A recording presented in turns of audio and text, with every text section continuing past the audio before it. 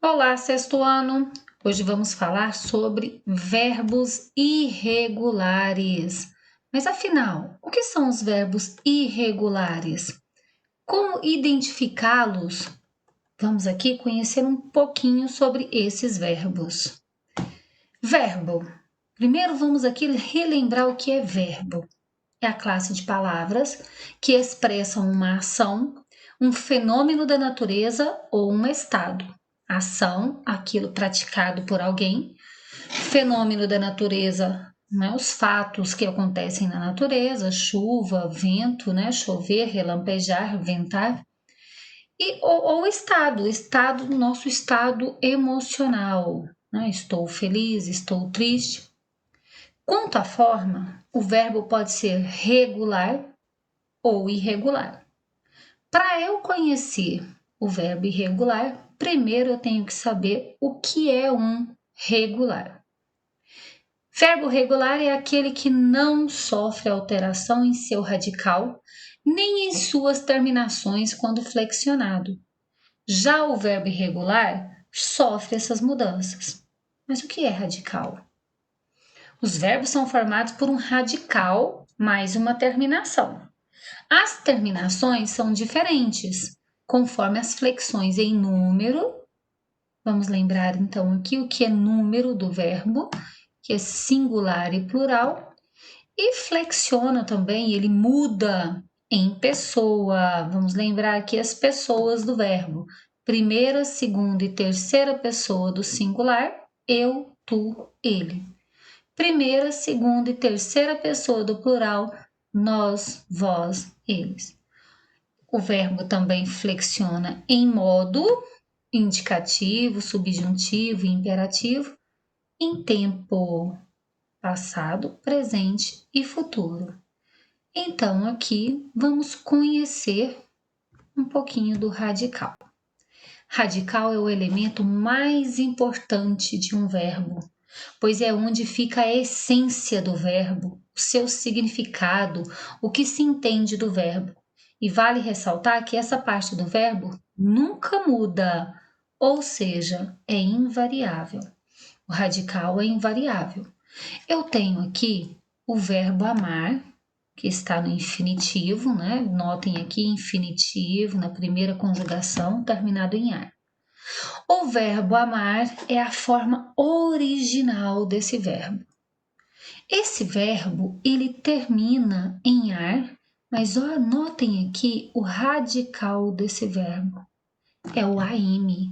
Então, todos os verbos conjugados que forem regulares, conjugados do verbo amar, em todos os tempos, em todos os modos, eles vão ter esse radical, o aime. Eu amo, tu amas, ele ama. Notem que aí o aime está sempre se repetindo.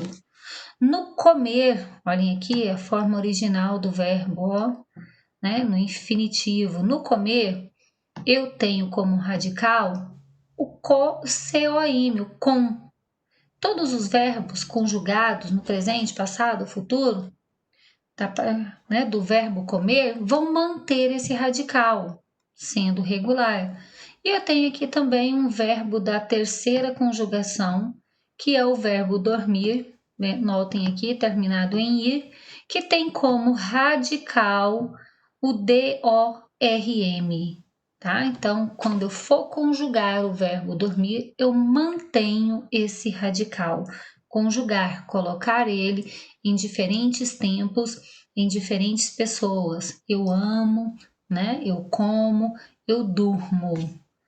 Aqui, então, radical, eu consigo identificar o radical de um verbo a partir dele no infinitivo. Eu avalio aqui as suas letras iniciais e se essas letras se mantêm na conjugação. E a vogal temática? O que é uma vogal temática? É a vogal que se une ao radical. Se eu tenho um radical lá no início do verbo, o que vem depois desse radical é sempre uma vogal. É conhecida como uma vogal temática. A função desse morfema, formador de palavras, é ligar o radical às suas desinências, aos seus significados, formando assim o tema. Olhem aqui, o verbo cantar, por exemplo, ó, eu tenho aqui o verbo cantar, que original ele é escrito, né, no infinitivo, ó, cantar. Nós já notamos, nós já retiramos aí o radical lá no slide anterior, que é o can. Então, olhem aqui, o radical. O que vem depois, né, que é o cante, perdão, faltou o T aqui, cante. O que vem depois dele é uma vogal. Olha aqui a vogal A. Então, é a vogal temática. Aquela vogal que vem imediatamente depois, né, depois do radical, é a vogal temática. Notem que aqui eu tenho o verbo cantava no pretérito. O verbo cantava vem do verbo cantar, não é? Que eu tenho como radical o cante, que é aquilo que se mantém em todos os outros quando conjugado, que vem depois dele é a vogal temática. Aqui é a desinência que nós vamos aprender logo em seguida. Nos verbos, a vogal temática indica a conjugação. Como assim, professora, conjugação? Relembram comigo, um verbo pode estar na primeira, segunda ou terceira conjugação. Então, cantar é um verbo que está na primeira conjugação. E os verbos na primeira conjugação têm a vogal temática A. Os verbos da segunda conjugação, tipo vender, prender e ver, têm como vogal temática o E. E os verbos da terceira conjugação, terminados em ir, têm como vogal temática o I. Aqui, vogal temática, aquilo que vem logo após o seu radical. Radical, a parte inicial do verbo ali, é a parte mais importante do verbo, que mostra a sua origem. Exemplos de verbos irregulares, aqueles que mudam o seu radical ou as suas terminações, com alterações nas terminações. Esses daqui, eles não vão ter o radical diferente, eles vão ter, são as terminações diferentes. O verbo dar, olha, eu dou, terminou aqui com U, quando na sua regularidade, os verbos regulares terminam com O, tipo eu vendo. Olha, vendo, ele é regular porque termina com O, mas aqui o dar é irregular, pois a sua terminação é U. O verbo estar, ele é irregular porque também não termina com O, termina com U. O verbo querer, né? Ele quer, quando na verdade deveria ser o E com acento, né? O verbo dizer, ele diz. E o verbo fazer? Então, o verbo dar, estar, querer, dizer e fazer são verbos irregulares que têm a sua irregularidade nas terminações aí, no finalzinho, não no radical, como é mais comum. Notem aqui que eu tenho umas conjugações do verbo amar, para vocês perceberem como eu consigo identificar a regularidade do verbo. Conjugado, o verbo amar, no presente, pretérito perfeito, pretérito mais que perfeito e futuro do modo indicativo. Sempre analisamos pelo modo indicativo, tá? Então, eu tenho aqui, eu amo, tu amas, ele ama, nós amamos, vós amais e eles amam. Notem aqui que o radical se mantém. Então, tudo isso daqui é radical. Ele se manteve em todas as conjugações, ele não mudou. Aqui, no pretérito perfeito, a mesma coisa. Aqui também, no pretérito mais que perfeito. E no futuro. Então, se eu conseguisse, na conjugação, eu conjuguei o verbo e o radical se manteve, isso significa que eu tenho um verbo regular.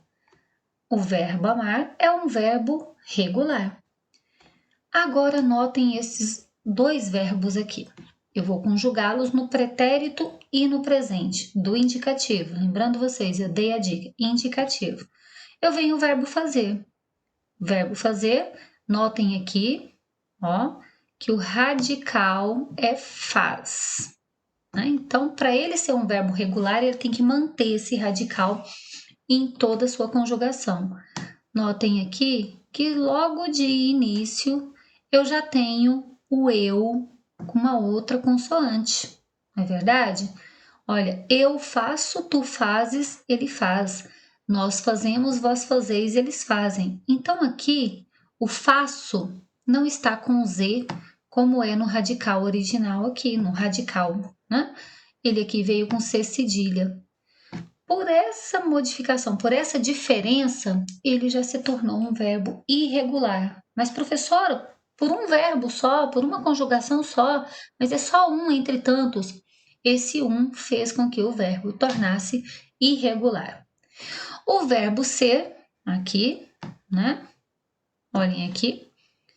Na sua conjugação, eu sou, tu és, ele é, nós somos, vós sois, eles são. Olhem só, gente.